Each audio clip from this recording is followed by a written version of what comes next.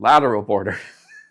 Working from behind in seated doesn't work particularly well because I can really only get the actual tissue. I can push pull and I've got a lot of control challenges here.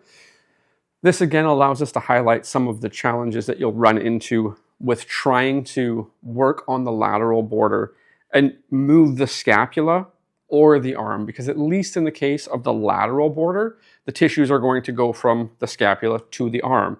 So let's just say I want to work on this side, right? And I'm here and I want to do this. This is awkward. I'm crossed up a little bit, right? If I'm here, okay, put your hand over here. Now I can do some of it, but the push-pull, this feels like the tissue just kind of gets tight. Is that fair? Mm-hmm. Yeah, so this is, it kind of sets everything up in a way that's not ideal. So, in that case, I sneak around here. Actually, you know what? Face this way. Yeah.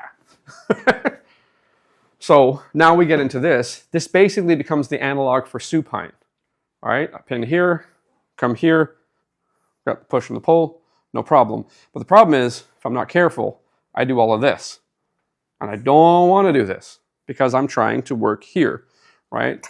Is it tickly? I didn't mean it.